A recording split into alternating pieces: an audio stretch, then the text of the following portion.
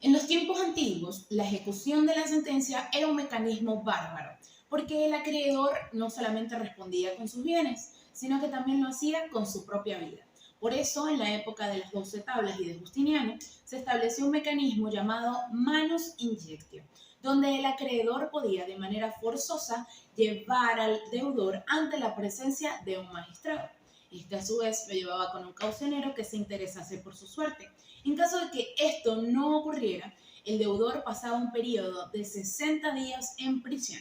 Luego su deuda se exhibía en el mercado para que cualquiera que lo conociese pudiera pagarla y de esta manera liberar al deudor. Ahora bien, ¿en qué consiste la ejecución de sentencia en la actualidad?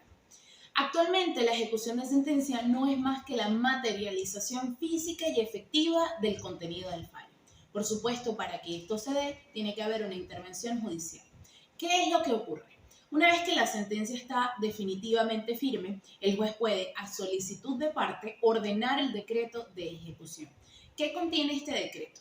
En el decreto se establece un lapso de no menor de 3 días ni mayor de 10 días para que el ejecutado o el deudor pueda cumplir de manera voluntaria con la ejecución de la sentencia.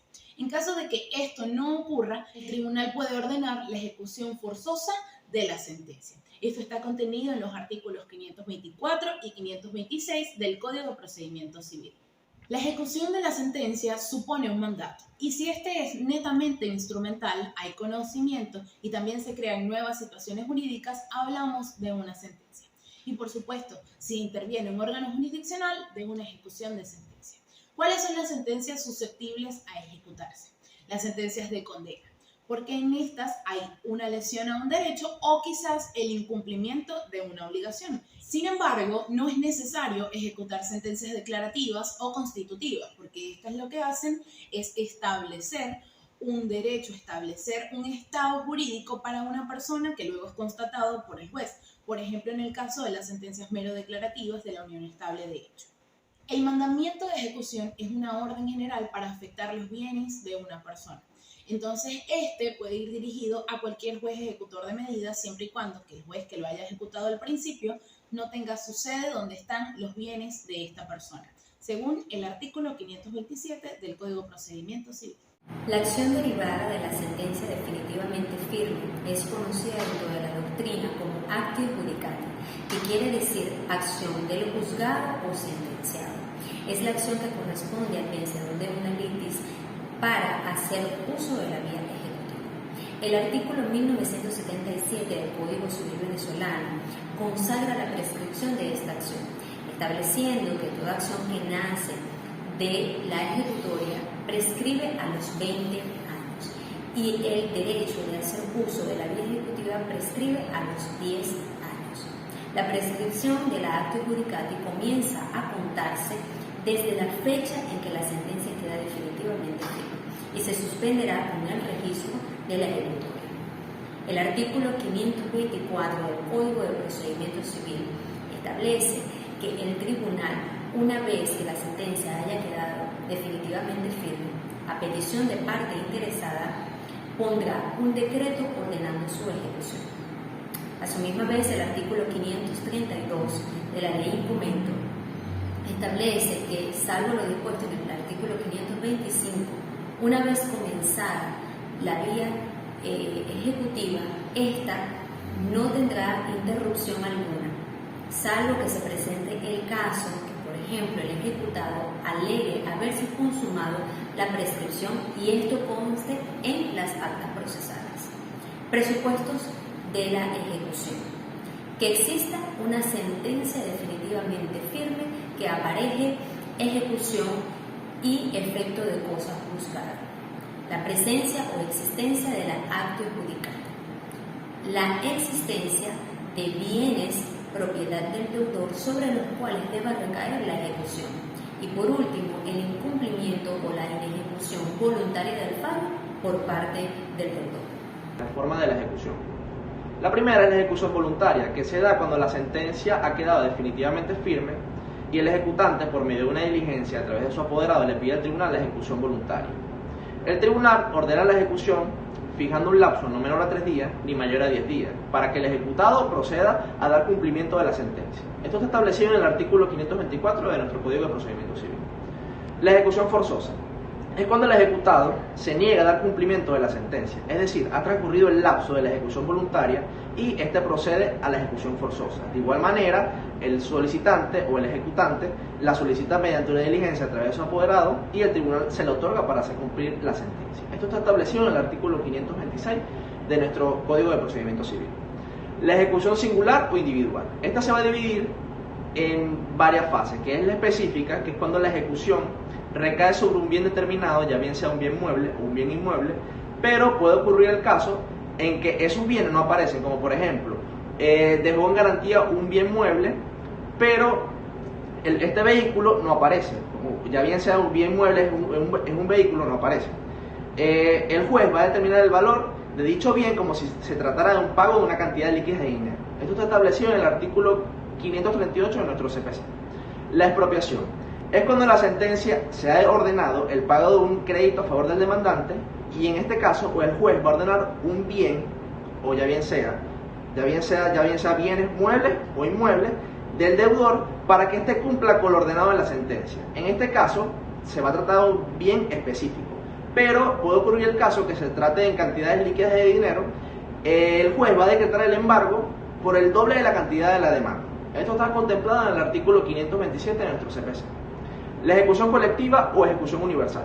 Esta procede cuando hay pluralidad de acreedores con la igualdad de condiciones que la sentencia ejecutada recae sobre la totalidad de los bienes del ejecutado. Y por último, la ejecución en contra de la nación, los estados y los municipios. Esta se da cuando les condenan, ya bien sea cuando es una cosa específica, ya bien sea un bien mueble o inmueble, estos van a actuar como una persona cualquiera, como un particular. Deberán entregar la cosa teniendo en cuenta el contenido de la sentencia. El problema se va a presentar cuando sean cantidades líquidas de dinero, ya que estas son inembargables. En estos casos, el ejecutante deberá acudir con una copia certificada de la decisión, que haya quedado definitivamente firme, al organismo correspondiente para que dicho pago de la sentencia sea agregado a la partida presupuestaria del año siguiente. Deben de recaer en los bienes muebles o inmuebles del deudor, así como en sus derechos o acciones que puedan cederse o enajenarse, como se explicó brevemente. Pero es importante resaltar el artículo 1929 del Código Civil venezolano, el cual establece 6 causales de las cuales quedan excluidos ciertos bienes por ser prioridad para el deudor. Entre esas causales tenemos, en primer lugar, el lecho del deudor. En segundo lugar, la ropa, muebles o enseres que sean estrictamente de utilidad y necesarias para el deudor y su familia. En tercer lugar, tenemos los libros, instrumentos o útiles que permitan el ejercicio de la profesión del deudor. En cuarto lugar, tenemos los 2/3 del sueldo o pensión que goce el deudor. Es importante señalar que el sueldo en su totalidad es estrictamente inembargable, excepto los casos de manutención. En quinto lugar, tenemos el hogar que sea constituido legalmente y por último tenemos aquellas tierras, terrenos, panteones o cementerios que goce el deudor. Ahora bien, ¿qué medios de defensa pudiera oponer el ejecutado? De acuerdo al artículo 532 del Código de Procedimiento Civil, tenemos que puede oponer la prescripción y no necesariamente decirlo de voz, sino este debe de dejarlo por sentado en autos. Muy bien, el ejecutante puede dejar sin validez esa prescripción que opone el ejecutado cuando éste registra la sentencia. De ser opuesta la prescripción de la misma, se abrirá una articulación probatoria de 8 días, debiendo el juez decidir al 9º día. En segundo lugar, puede usar como medios de defensa el pago. El pago también debe ser demostrado en autos con hechos fehacientes, lo que consigne el ejecutado, pues el juez deberá evaluarlo minuciosamente. De haberse confirmado el pago, pues se paralizará la ejecución y de no ser así, seguirá su causa. Ahora bien, ¿quién es el juez ejecutor de esta sentencia? De acuerdo al artículo 523 del Código de Procedimiento Civil, es el juez que conoce de la causa en primera instancia. Ahora bien, continuando con el tema de la ejecución, conversemos un poco sobre la reforma del Código de Procedimiento Civil, el proyecto que viene rondando desde hace unos años por acá en Venezuela, ¿no? Esta reforma o este proyecto mantendría el mismo sistema que el Código de Procedimiento Civil que se encuentra vigente. Me refiero con este mismo sistema que representa que el acto de la ejecución de la sentencia no sería un acto jurídico nuevo en sí, ni viene a crear una nueva relación jurídica procesal entre las partes como tal, es decir, no va a haber un procedimiento nuevo, sino que más bien este acto representa el punto final de la relación jurídica procesal que se encuentra ya existente entre las partes desde el momento de la interposición de la demanda, es decir, desde el inicio del procedimiento que nos llevó hasta una sentencia. Este proyecto también establece que dos cosas sumamente importantes. La primera, que la ejecución de la sentencia es competencia del juez de primera instancia que viene conociendo de esta causa y que por lo tanto fue quien dictó la sentencia que es susceptible de ejecución.